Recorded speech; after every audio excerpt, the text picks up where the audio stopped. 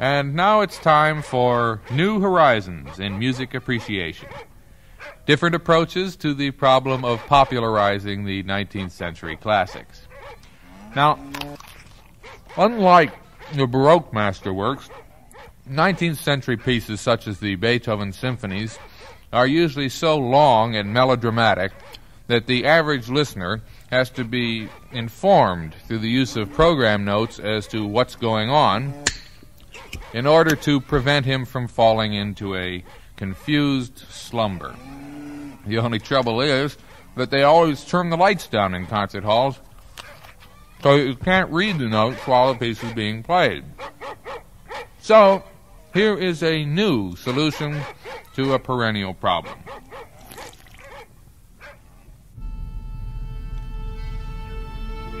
Good evening, music fans. Here we are at Philharmonic Hall in New York Mills, Minnesota. It's a beautiful night for a concert. There's not a cloud in the ceiling. And there's quite a crowd out here. About how many do you think there are, Bob? Oh, I don't know, Pete. Well, neither do I, but it's quite a crowd. And I think they're looking forward to hearing the New York Mills Philharmonic playing against the Danish conductor Heilige Dankgesang. And here he comes now, ascending the podium, and the players are all lined up and ready to begin the first inning of Beethoven's Symphony No. 5 in C minor. And they're off with a four-note theme. This is very exciting. The beginning of a symphony is always very exciting, folks. I don't know whether it's slow or fast yet because it keeps stopping. It doesn't seem to be able to get off the ground yet. And it looks like, yes, it looks like we're coming up to a cadence here, folks. The violins didn't cut off there. A little trouble with the violins. They weren't watching. And there's that four-note theme again, folks. And another stop. Just can't seem to get this piece off the ground. Now it seems to be rolling a little bit. Seems to be building up. Tell me, Bob, do you think you'd call that four-note idea a theme or a motif? Well, Pete, the technical term would be motif, which he uses to build a theme. I see. Thanks for setting me straight about that, Bob. Well, we're heading into the second theme section here, and we can expect a little modulation down there.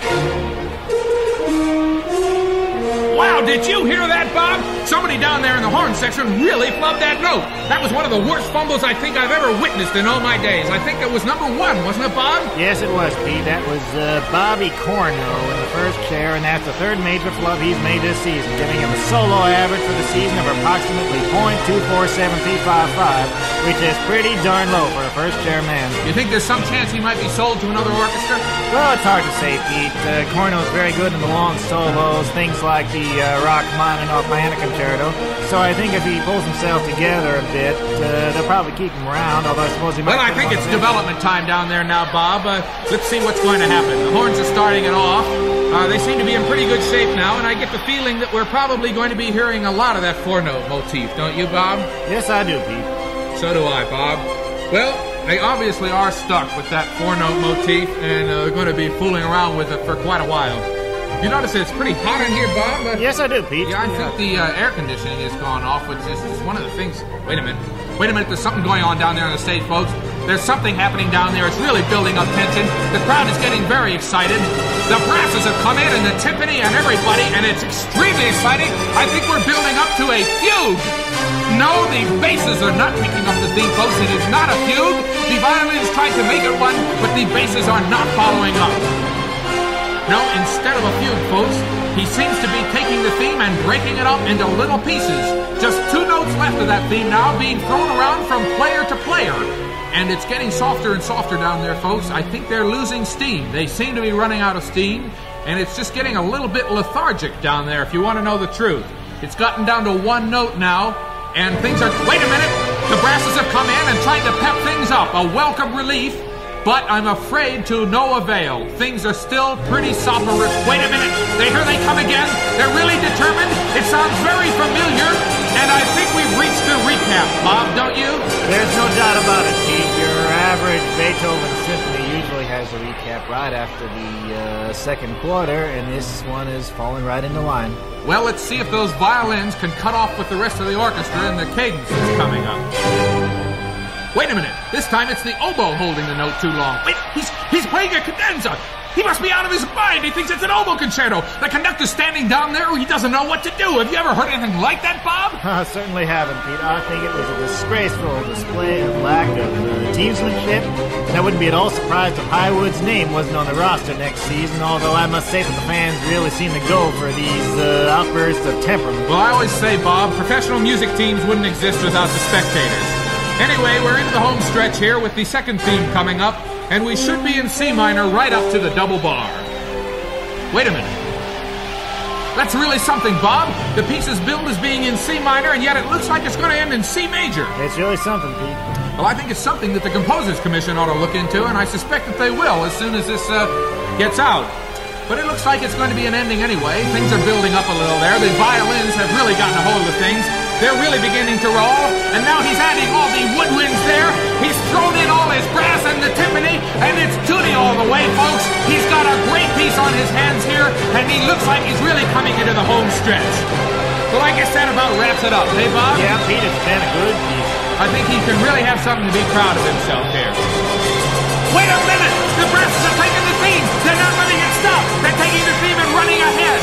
Bob, this piece is definitely going to go into overtime. I can see that. The crowd is going wild. They're standing up on their feet. They're jumping. They're stomping. They're yelling. And let me tell you that down on that stage, the players are doing a bit of running around themselves. Nobody knows where the theme is. The audience, nor the players, nobody knows where that theme is. Everybody is running around, and believe me, it's very exciting. This is the kind of thing that only happens once in 10 years, folks. They've got a new theme going on down there. I can't believe it. Bob, do you know where this new theme comes from? Well, Pete, it probably comes from, no, I don't, Pete. Well, they're tossing it around now. The woodwinds have it, and then the strings have it. Nobody seems to be able to keep his hands on that theme. It's getting tossed around from player to player, from section to section, and believe me, folks, the audience is just as confused as the players is about who is going to have that theme finally. Wait a minute, the strings have got a hold of it. The strings have got a hold of that theme, and they are not going to let go! What's this? I can't believe my ears! It sounds as if it's another recap! It sounds as if he's going right back to the beginning! If this is true, it's the first time it's happened in 10 years of concert casting. Wait a minute! Those sound like final chords, though! This may be... That may be it, folks. I'm looking down at the referee. Yes, that is it. That is the end of the piece.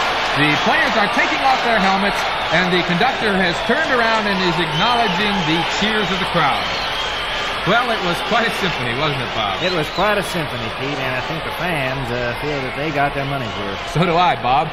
And I don't think there's any doubt about who won this contest either.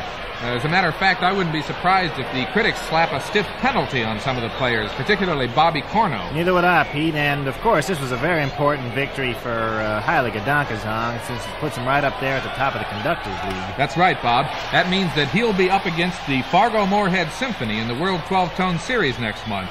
And let's see, they not only lead the Orchestral League, but I think they're unbeaten this season, aren't they, Bob? You said it, Pete, and if Dankgesang can win 4 concerts off them, he'll be the first conductor to earn the pennant since Toscanini. Well, that's quite a challenge, Bob. Now I think I'd better be heading down to the locker rooms to have a chat with Dankgesang himself. Well, Pete, I think he was supposed to be doing a baton commercial after the concert, but why didn't you give it a try? I'll do that, Bob. So for now, this is Pete Schickerly and Bob Dennis signing off for the wonderful wide world of notes.